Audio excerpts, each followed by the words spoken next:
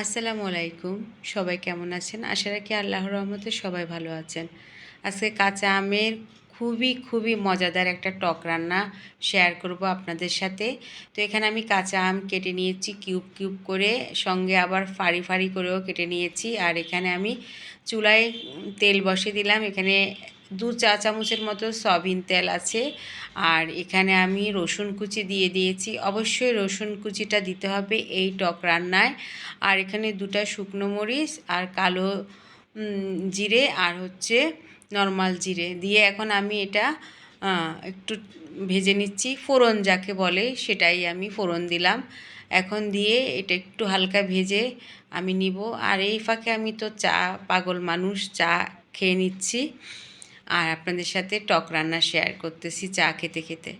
আর এই তো এখন আমগুলা দিয়ে আমি ভালো করে ভেজে নিব।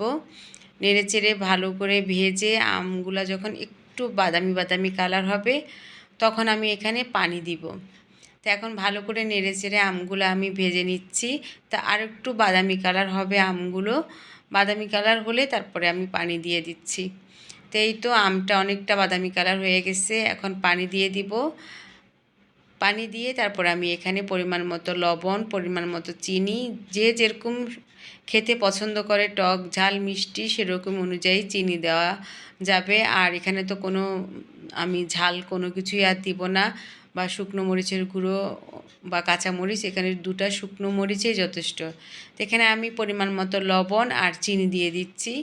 লাগলে আমি আরেকটু পানি দিব আমটা সিদ্ধ হওয়ার জন্য। আর এমনি আমটা ভাজা হয়ে গেছে, অনেকটাই নরম হয়ে গেছে। তো এই তো আমার আমটা এখানে জোশ হয়ে যাচ্ছে। তো এখন আরেকটু ভালো করে জোশ হবে। এর মধ্যে আমি আরেকটু পানি দিয়েছি, সেটা আর আমি দেখাইনি। আর এই তো আমার টক রান্নাটা রেডি। এখন আমি এটা একটু নেড়ে চেড়ে এখানে চুলাটা বন্ধ করে দিব। খুবই মজা লাগে এই আমের টক রান্নাটা। আপনি 1 সপ্তাহ ফ্রিজে রেখে ভাতের সাথে খেতে পারবেন, ভীষণ ভালো লাগে। শুধু যে আপনি ডাল দিয়ে আম দিয়ে রাঁধতে হবে তা না, এভাবে রান্না করে রেখে দিলে ভীষণ ভালো লাগে খেতে। দেখেন কত ইয়ামি হয়েছে, ঠান্ডা হয়ে একদম ঘন হয়ে বসে যাবে। আর এখন অনেকটাই ঘন হয়ে গেছে। তো আশা রাখি ভালো লেগেছে। এখান থেকে বিদায় নিয়ে